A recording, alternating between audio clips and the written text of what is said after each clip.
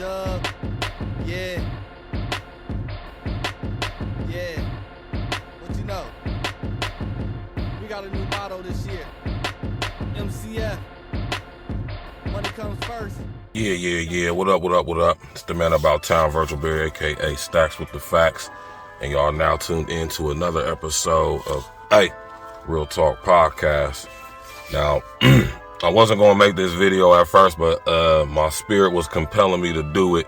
So now I'm going to do it because it coincides with a lot of things that are going to be covered over here at A Real Talk Podcast. First of all, make sure y'all smash that like button, subscribe to the page, click on the bell, share on your social engineering. Now, recently in my city, Columbus, Ohio, there was a tragic triple homicide just a couple days ago. Actually, on the day of my mother's birthday is when this happened. Actually, the day before my mother's birthday, this happened. Very tragic situation. You know, like I said, I keep my notes. You know what I'm saying? Very tragic situation, though. There was a triple homicide on my city's southeast side in a suburban area that's called Canal Winchester. And unfortunately, 2 young children were murdered, brutally murdered, gunned down, along with another young man who they were in the car with in the apartments in Canal Winchester called Winchester Lake Apartment or Winchester Lakes Apartments. Around 6 o'clock, 6:16 in the evening, there was reports of multiple gunshots being fired. And when arrived on the scene, the police found a car just completely riddled with bullets. I'm talking about, they said it was 57 shots in there. And unfortunately, the young man who lost his life was Charles Wade, who was a 22-year-old young man. And unfortunately, the young children who lost their lives as well is Demetrius Wall-Neal, who was 9, and London Wall-Neal, his little sister, who was 6. Now, according to the CPD, this guy, Charles Wade, was a known active gang member. And what had happened was he was ambushed. It was a targeted shooting. That's what they're saying in the newspaper. And in all the media articles, media outlets, media coverage that this story is getting, they're saying that this guy was an active gang member and this was a targeted shooting, which means it was like a hit, so to speak. There was reports of witnesses saying that there was 2 men who ran up on the car, fired multiple shots into the car, and then they skated off in another car with a third assailant. And these 3 assailants have yet to be identified or apprehended as of yet. Now, you got Columbus Police Detective Terry Kelly, who's presiding over this case. And, you know, he did a press conference and he basically just was saying, like, this is just too much. You know, this is there's never a situation where 6-year-olds and 9-year-olds should be in a situation where they're getting gunned down due to the violence that another man, mind you, who's not their father, subjects himself to and then gets everybody else around him involved, right? Now, we got Assistant Chief of Police in Columbus called Lashana Potts. Wonder if she's related to Byron Potts. Another topic for another day. But she did a press conference and she basically just said the same thing that any mother would say. She said she was pissed off. You know, this is absolutely insane. It's disgusting. It's evil.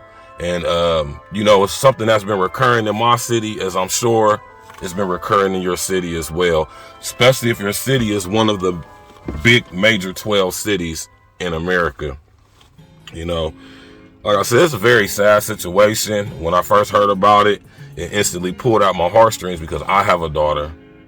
You know, I have nieces and nephews, and I just couldn't imagine getting a call that my daughter was gunned down in a car along with the boyfriend of her mother.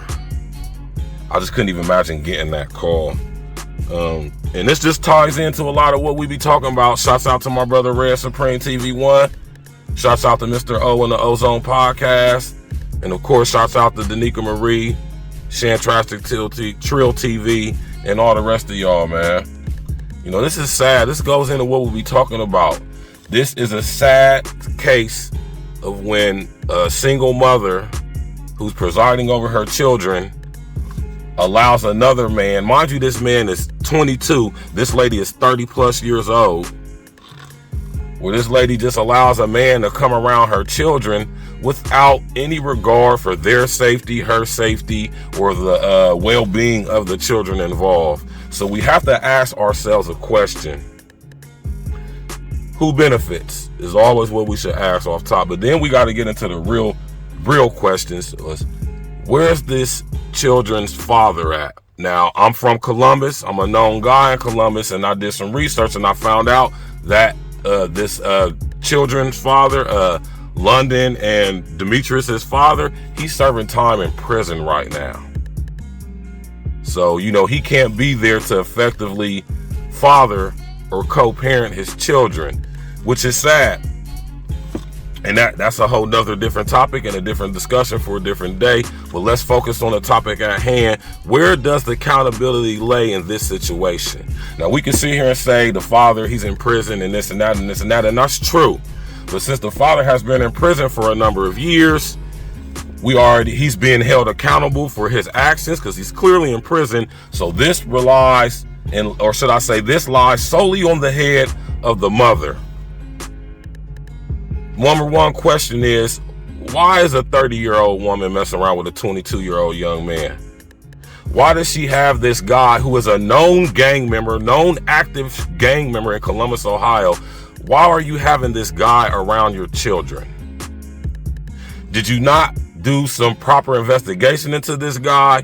Which I'm gonna have to say I know she did, because ain't no way in hell a woman of her age was involved with a man who's that much younger than her and didn't know what he was involved with.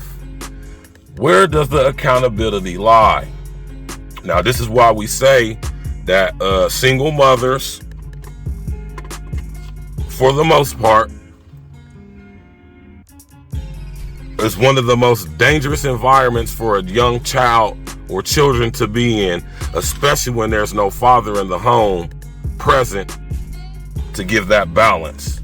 And this is going to keep happening again. Y'all, I'm from Columbus, Ohio. I'm born and raised here. You know, I call all my numbers right here in Columbus, Ohio. Not proud of it. Y'all hear me talk about this on my brother Red's chat page all the time. I've been to prison. You know, I'm not proud of that. But I use it as a testament and testimony to shed some light on living this street lifestyle and the very, very possible outcome of two that it will end you up at if you pursue the street, hood, drug dealer, dope boy, gangster lifestyle. Now, like I said, I'm from Columbus, Ohio, born and raised, and I'm telling y'all right now, the only city that is rivaling Columbus in the amount of murders this year is Chicago. In Columbus alone, fiscal year 2021, we already up to 186 murders. Now, out of those 186 murders, 27 of them are of young people under the age of 20. And y'all say it ain't no agenda? Y'all say there's no outright agenda, not only against black people, black males, young black males, but against all people, period, specifically, especially black people. Now, we ain't gonna make this about race, because young people from other races get butchered every day. It's just not more so amongst our community. Now, me being a person who has the eyes to see what's going on, I would be totally disingenuous if I didn't even at least speak on this subject. You know, so y'all can go ahead and Google this story. You know, it's been something going on in my city for the past couple of days. You know what I mean? The residual domino effect of this trauma on the whole entire city of Columbus, Ohio is most definitely being felt. And my only question to this is, what are we going to do about it? Are we going to continue to allow this stuff to happen? And we can sit up here and chalk it up to, you know, just some street stuff, which it is on the surface.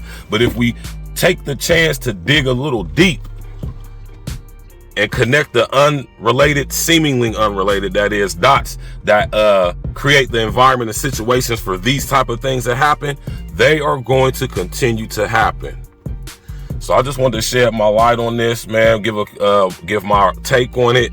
And a brief assessment, like I said, smash that like button, y'all. Subscribe to the page. Click on that bell. Share this on your social engineering. Talk about it. How do y'all feel about this? This is probably going on in y'all city as well. Rest in the essence to Demetrius Wall-Neal. Rest in the essence to London Wall-Neal. You know, rest in the essence to Charles Wade. You know, that young brother was an active gang member in the streets and stuff, but you know, I'm not going to sit and say he deserved to die. He didn't deserve to lose his life, but I will say this.